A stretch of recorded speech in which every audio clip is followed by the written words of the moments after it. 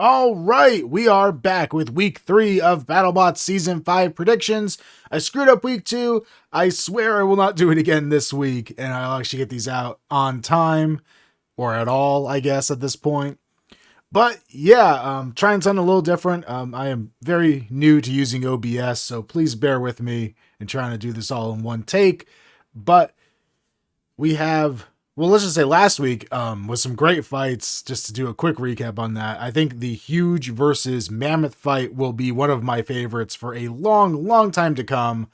And I am disappointed that, bots I really love, like Kraken and Witch Doctor, did not win their matches. But all in all, it was some very good fights.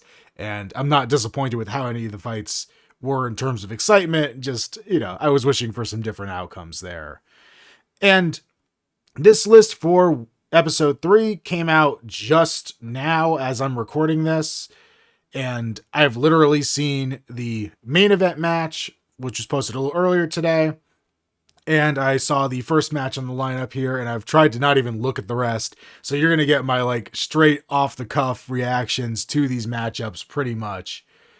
So yeah, really excited to see this one. So we're going to start off with our first match. We're going to have Copperhead versus Gigabyte. And this is one I definitely want Copperhead to win. Copperhead is a team that I definitely also want to see do well. Zach was in the same Texas robot combat group I was in back in high school. I've worked with him. I never was on the same team as him, but we shared we shared teammates quite a bit. Particularly Casey kind of jumped back and forth between helping both of us and working on his own crap all the time. So yeah, I always want to see Copperhead do well. I'm not really sure. I know Robert's kind of taken the lead on the social media front of things. I don't know if he's going to be driving more this season, or if Zach is going to continue to kind of operate Copperhead there. I'm curious to see either way. That robot had some kind of first year syndrome issues last time. I'm really expecting that they would have worked out those issues, because that thing has potential to be devastating, and I don't like it quite as much as Poison Arrow. I kind of think the 4-wheel design was a little more stable, but I think Copperhead could do some good stuff, and I'm hoping we get to see that. Gigabyte's always been hit or miss. Full body spinners have not done particularly well in modern BattleBots for whatever reason, and this kind of goes right up with the Waiachi fight, and I don't consider Waiachi a full body spinner before anybody ats me on that one. That's more of a cage spinner, and to me, it's a very different thing. But yeah, I think if Copperhead could get a good solid hit in on Gigabyte, get a good angle at it, it's going to do well. Yeah, that's who I'm betting on. Money and want to win is on Copperhead for that one. So let's go over to our next matchup. So we've got Sub-Zero, and will my internet cooperate with me as I get this together? Sub-Zero and Jackpot. I'm going the wrong direction. Jackpot. And yeah, this worked a lot better in my head when it wasn't taking forever to load. I probably should have just line all these up next time. Next time I'll learn. All right, so yeah, we have Sub-Zero and a very seasoned bot, one that we've seen many seasons in a row. Does have a team lineup change this year. I think it belongs to Logan now, who was doing a lot of the main driving for it previously. So I'm curious to see what he does. The bot looks different than I remember it looking. I'm not going to pull up another photo from last year, but I think they did make some severe changes. Also, going back to Copperhead, this is a Swark week so far, because the Southwest Alliance of Robotic Combat, the group in Dallas, Texas, that I kind of got started building robots with, it's no more. Now they have, I think, Dark Dallas Area Robot Combat, I think is what they kind of evolved into over the years. But yeah, these are people that I hung out with, fought against in small bot events, throughout high school, basically. So it's really awesome to see a lot of them all together in one night. So yeah, Logan and Brady, father and son, That's backwards. Brady's the father, but whatever. Them on Sub-Zero along with my buddy Mitch. Very, very excited to see these guys fight. And yeah, I don't know. I'm just excited about that. And then we've got Jackpot. I don't know a lot about Jackpot. I think David from Team Small Robots helped them. I might be wrong about that. But yeah, I mean, it looks interesting. It is a very large vertical spinner on that thing.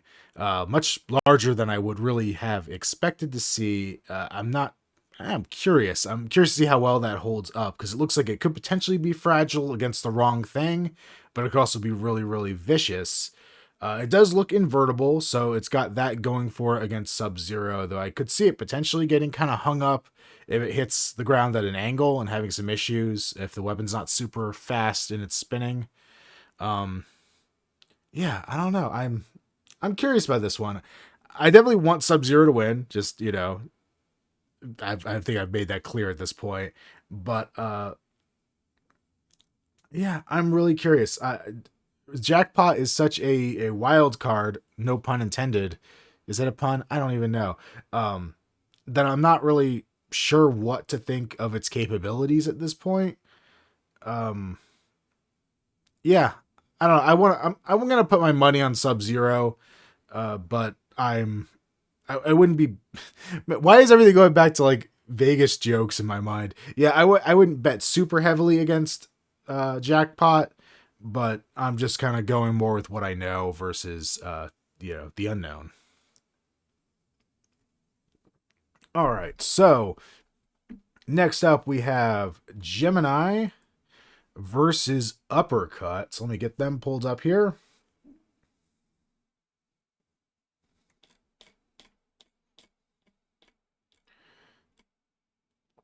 Gemini, and there's Uppercut. All right, so we're gonna load here. Uppercut. There we go. So this one, I think right off the bat, I'm gonna put my money on Uppercut for sure. Uppercut showed last year they could deliver some very solid hits, do a good amount of damage, and I think that's definitely a huge advantage for them. Gemini, I feel like it has a lot of problems in the past where it's two bots on the same side, but there's always a big risk of the two bots hitting each other. And that seems to happen quite a bit with these two from what I've seen in past fights. And I like that they've kept pushing the multi-bot idea. I think multi-bots are fun. I really, something I loved back in old school Battlebots. But really the ones that I've seen compete in more modern stuff tend to be like more simple bots. They tend to be wedges instead of putting weapons on. And that makes sense. Like, you can at least armor up a little wedge bot, but putting on a spinning weapon, it's always going to be a spinning weapon from a weight class down, basically, which can be problematic. It's not going to hit as hard. And Uppercuts has a vicious spinner on there. And yeah, I think we may see those little Gemini twins flying around the arena, which could be fantastic. You get a vertical spinner or anything that could launch another bot into the air, and the bot weighs half of what a normal bot you're supposed to hit is. We could see some bots flying, and that could be really, really fun. So yeah, I'm gonna bet on Uppercut for this one. And what is next? Oh, we've got Rotator. Okay, Rotator and Beta. Oh, geez. All right, so we got Rotator here, and scroll back up here for Beta. I'm so excited to see Beta back. I cannot understate how much I love that robot. But you know what? Rotator is so cool too. Like I'm a little disappointed. It looks like he's sticking with the single disc idea, which I think Rotator, a lot of the fun of it was having the two discs, but like I was just saying with Gemini, it's basically the same thing. Like Rotator is basically if you stuck Gemini and glued them back together into one bot again, right? Except it would be, 4-wheel drive, I guess. But if you connected them back, it would kind of be Rotator, the old Rotator. So having a single disc, being able to put all the power into that one disc, it makes sense. Also being able to have like a defensive back end. And I don't know, like from the photos, it looks like what I'm saying is what the case is, but he could have some other module on there that I'm unaware of where he can put the other spinner back on. No clue. But my guess is he's running single disc. And yeah, it's going to be interesting. We saw beta went out in its, or beta went out in its initial season on BattleBots to Tombstone. So we know it is vulnerable to a vicious horizontal spinner. We know Rotator is definitely that. We've seen it dismantle bots very easily in the past. But also now that it doesn't have that top disk, assuming it's not running in some configuration with that, it does leave that top exposed unless Victor runs it inverted. And I would almost expect if he only has the one disk, he may start off inverted to give himself that covering on the top of the bot. And especially also because the undoing of beta last time was getting that sprocket chopped by Tombstone's blade, if I remember correctly. I think that's, you went up the wedge and eventually hit that, knocked the weapon out of commission. It was just, a defensive fight at that point. So Rotator may actually want to have that blade sitting higher to get at the more vulnerable sections instead of those big beefy skirts that Beta has. So want to win? Definitely Beta. Expecting to win? I would put my money on Rotator. I think Rotator does have an advantage. I think Victor knows how to play a fight like this, and come out on top. I think he can, probably devise a strategy even better than what I just spewed out, but pretty easily, I'm sure. So I fully expect he's going to take the win on this one. All right, so next up, we have Tantrum versus Valkyrie. All right, so get Valkyrie.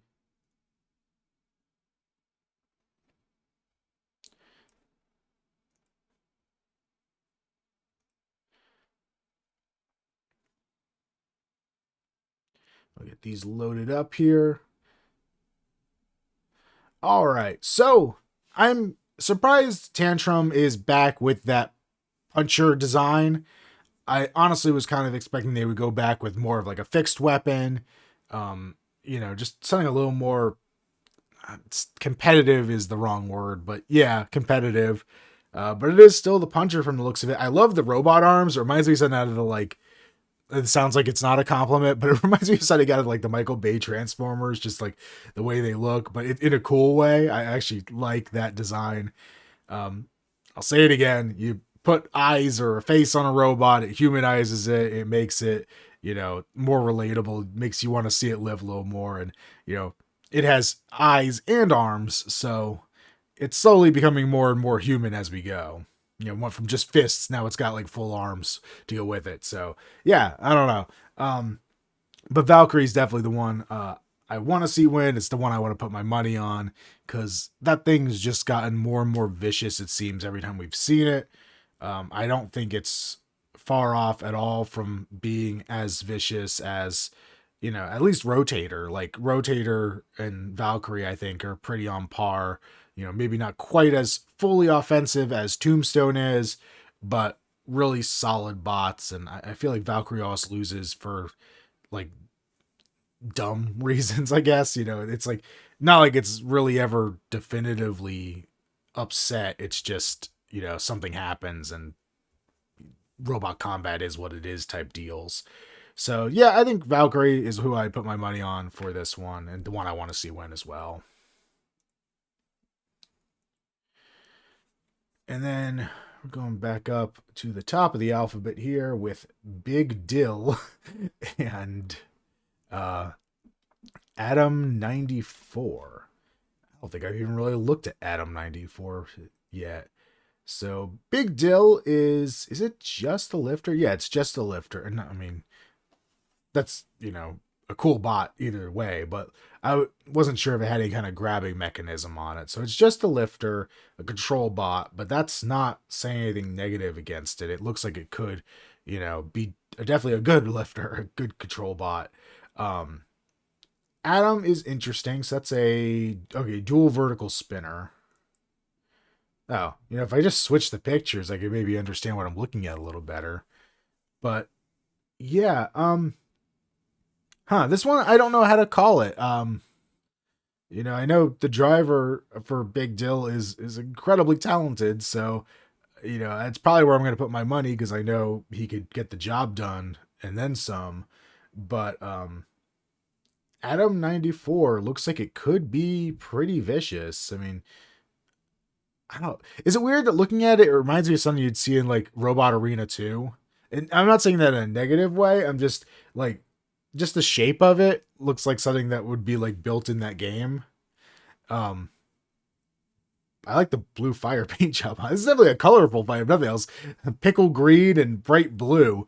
Yeah, I'm gonna go with Big Dill on this one. I think that has the advantage, and personally, it's just the bot that I kind of know a little more about, and is despite me not even knowing if it was just a lifter or not, but the one I kind of want to see win. But they don't really have much of a dog in this fight. And then last but not least here, we've got Hypershock versus Gruff. And if you want something that's hyper shocking, I was surprised that Gruff got a main event fight. Not saying that it shouldn't have a main event fight. It just I just didn't see that being in the cards necessarily for Gruff this season at least. But this is a cool one because this is something that we've kind of seen at battles at Maker Faire Orlando in a way. I think these two have fought before. And it's going to be, I'm sure it's going to be a very fast fight. And I think that's probably why it got selected for a main event, because I think these two are just going to be flying across the arena at each other. Gruff is a very durable bot. It can take a lot of punishment. It's got those big old flamethrowers and a very fun lifting arm. I think the way the speed and the maneuverability it has with that arm makes it very entertaining. And of course, Hypershock is just drifting circles around the arena while spinning a weapon when it does work. And I'm hoping it's still working like it did last year, because it was really fun to watch last year. So yeah, this one's going to be fun. I don't, it's hard to even say which one I want to see win. I think I'd give the slight edge to Hypershock just because I think, it just is probably faster than Gruff. I know Gruff's pretty quick, but I think Hypershock has some speed and some maybe driving skill on them. But yeah, it's gonna be a tough one. This is not gonna be an easy match, and I honestly, this is like one of those matches that I'd love to see go to a judge's decision. I don't normally want to see that. I think it's cooler when a bot can kind of handle its own business and be done. But this seems like one of those fights that could be like 3 minutes isn't enough. We're going to want like a 5-6 minute version of this fight if it's going the way I think it might go. So yeah, I'm excited for this main event. I think it's going to be very interesting. And I think I'm probably not the only one surprised Gruff gets a main event fight, but I feel like they're probably going to prove their place that they deserve to have this main event fight here at the beginning of the season. So very excited for this one. And yeah, so that is it for my week 3 predictions. I will try to streamline this a bit for week. Actually, I may not streamline this a bit for week 4. We may go back to my more simplistic version for week 4, because if it is, I don't even know if there's an episode next week because of Christmas, but if there is an episode, I may be doing it on the go. So it may be a little less fancy than this. But if I'm back home by the time the next episode comes, I will try to clean up this formatting a little bit and try to make it a little less chaotic and a little less loading pages type deal. But yeah, that's to be seen in the future, I guess. But for now, this is my predictions, and I will see you next week. Later.